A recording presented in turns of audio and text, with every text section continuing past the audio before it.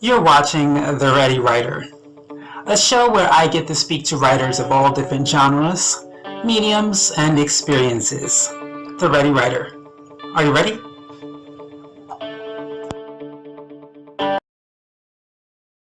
Hi, and welcome to another episode of The Ready Writer. I am your host, Casey Bell, and today's guest is Chanté Douglas. Let's get the show started. Was being a author a childhood dream of yours? Actually, it wasn't. I'm going to be completely honest. When I was younger, I wanted to be an animator for Disney. I was really big into art as a kid, all the way up until high school. Um, yeah, it didn't really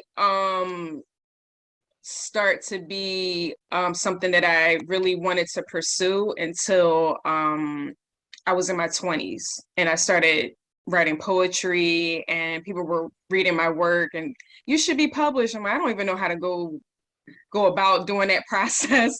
That sounds expensive. I don't know if I can afford that. But yeah, when I was younger, it definitely wasn't. I did enjoy writing. I just never really saw myself what I'm doing now and being a published author. So, when did you first make the journey to publish, and what was the journey like for you? It started, I want to say in my right around the time I was about 25, 26, and I was writing poetry and started publishing some of my poetry through Amazon.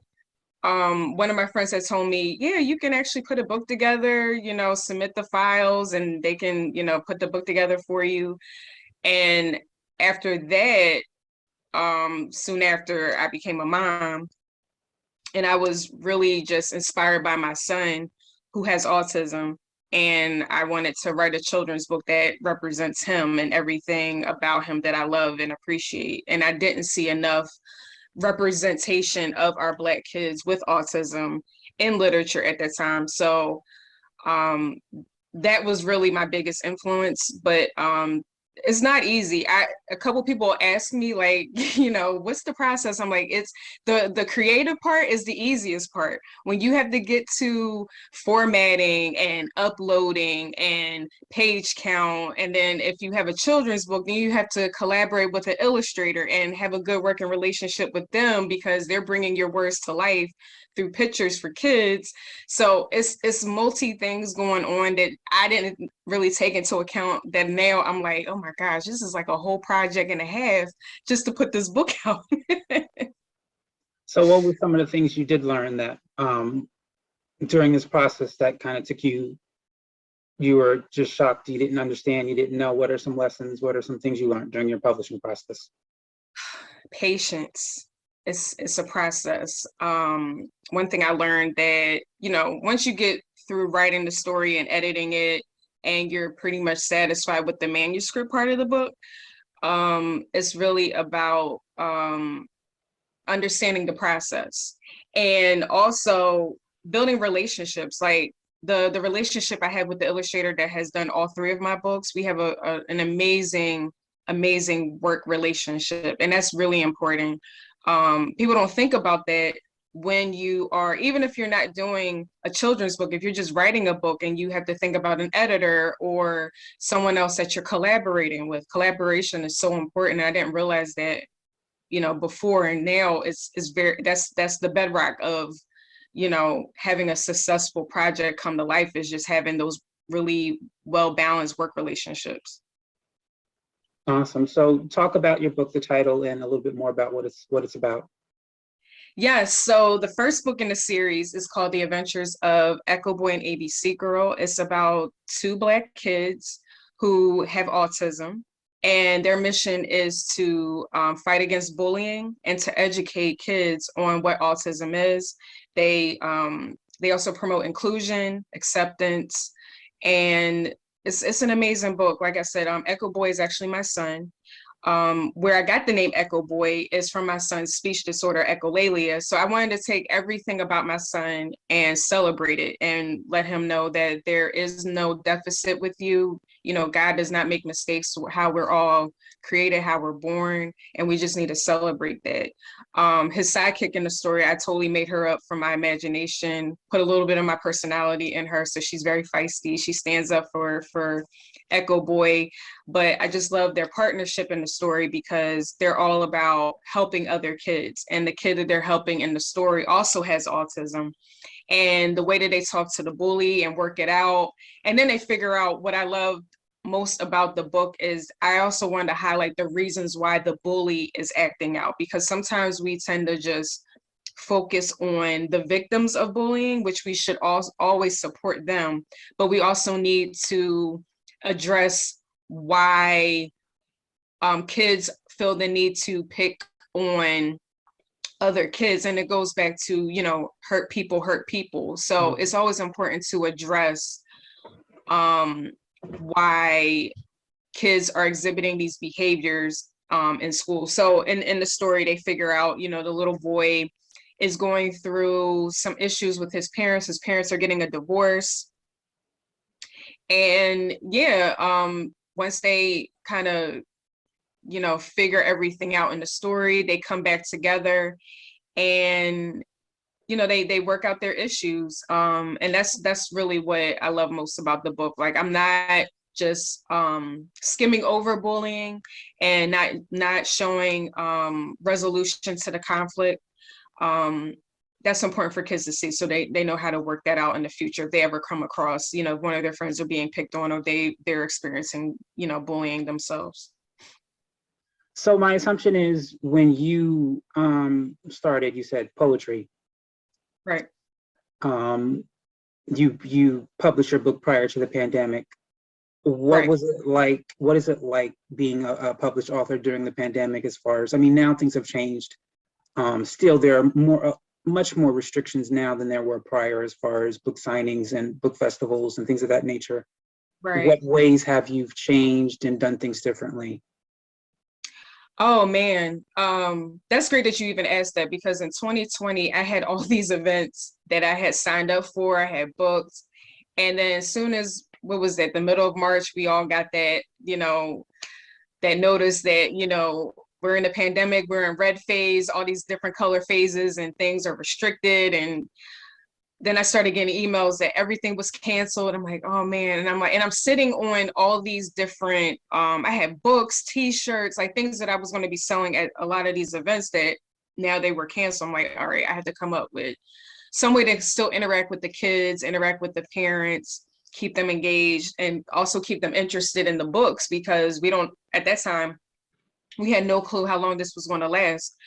So I started doing virtual readings. Actually, I would get my son to join with me. We would actually dress up in costume. So we would always have a theme. So one theme, we were both Spider-Man. Another theme, we were Black Panther. Another time I dressed up as Ariel from The Little Mermaid. And then my son was Prince Eric, or he wanted to be called King Levi. So, and every time that kids would join, and their parents would join with them, I would pick random viewers and send them what I call a superhero gift pack. So they would get a t-shirt, a book, stickers, keychains, anything that I had that I was going to use at one of these events that never happened that year. I was just doing a lot of giveaways, and that really went over well with a lot of people that, you know, I'm really grateful for the support through the pandemic, because I ended up writing another book through the pandemic that kind of influenced, you know, what our kids are going through, which caused me to write my second book, which is called Are You Okay? A Story by Echo Boy. And that's basically Echo Boy helping kids go through a terrible, terrible day. If they've experienced anything from trauma to just going through the pandemic was traumatic enough for our kids. So I put that out the beginning of 2021 because I wanted to start that year off with allowing kids to know that they have a space to express what they're feeling. And sometimes we don't give our kids that space, especially within the African American community. We need to promote more of healthy coping mechanisms through traumatic events, especially through the pandemic and the the response from the second book, because we were still kind of going through a lot of restrictions and stuff in 2021. But if I can just help one person, one parent that's reading that story to their kids, allow them to feel like, you know, Echo Boy is rooting for you. He's proud of you. He's always here for you. And kids resonate with kids that look like them, and, you know, connect with them when they know that, you know, a character is going through something similar and they just don't know how to express it. So I'm very fortunate of the support pre-pandemic, post-pandemic. I'm just super grateful, and I always make sure that, you know, I show my appreciation to the people who have continued to support me no matter what the circumstances, because it was hard on all of us, especially financially. So the fact that people were still buying the books and, you know, reposting about my books, showing their love, you know, it doesn't go unnoticed. So I always try to make sure that I return that same energy. Awesome. So given the information and education you got on your own during this process of publishing a book, what advice or encouraging words would you give someone who's thinking about publishing a book? I would say do it. Don't hesitate. Always reach out to someone that has been through it, that you know, has been through the process. Be fearless in what you're writing about. You know, stand firmly on what you believe that you're writing, regardless of what topic it is or what genre of the book it is. It's your art, it's your story. You know, a lot of people will kind of stand in their own way of not pursuing a dream of theirs. And if this is your dream, you know, do what you need to do to get to achieving that dream. And there's so many resources out there, so many people that can support you in that.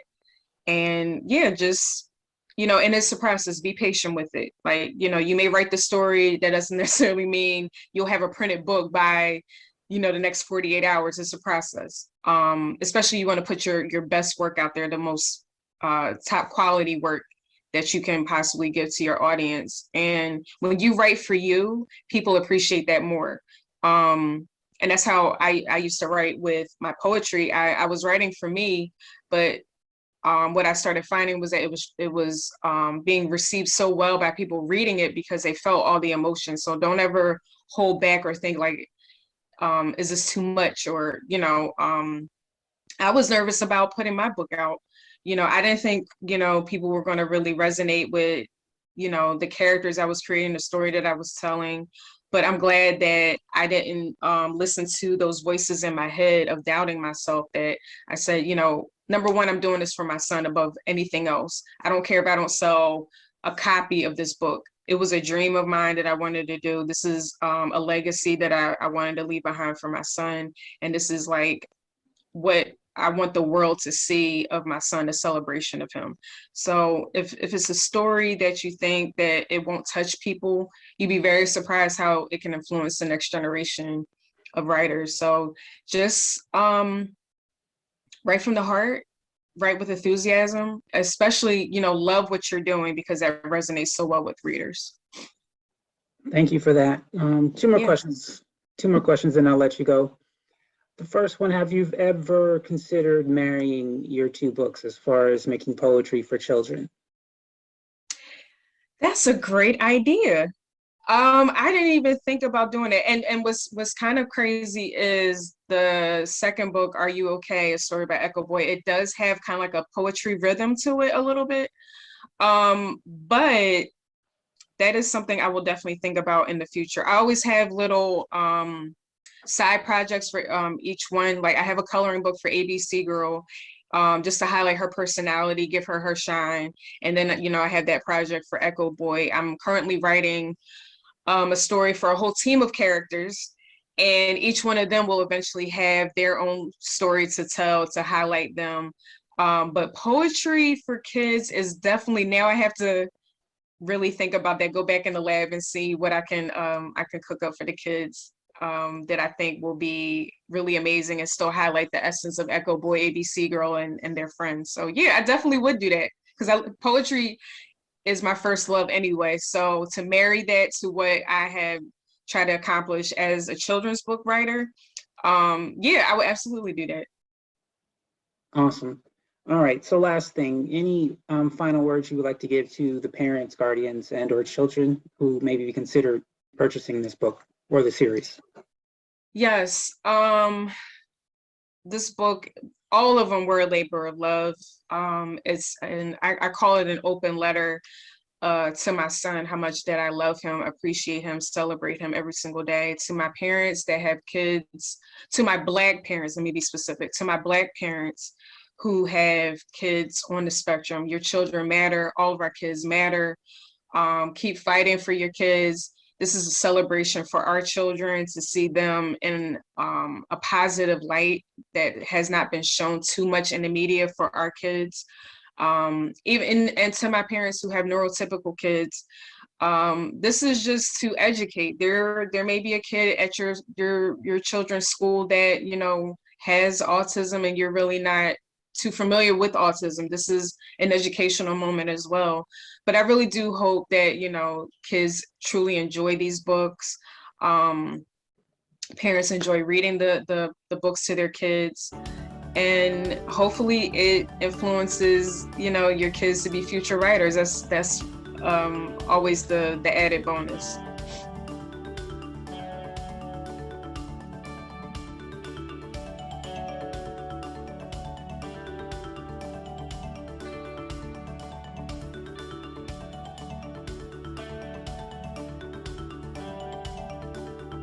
That is all the time we have for you today on The Ready Writer. I want to thank our guest, Chanté Douglas, for stopping on by, and you, the audience, thank you so much for watching. Hi, I'm Casey Bell, and I'm the host of The Ready Writer, and we are celebrating Children's Book Week.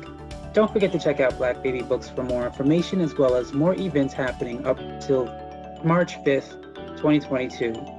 Both live, in-person events and virtual events. Thank you for watching.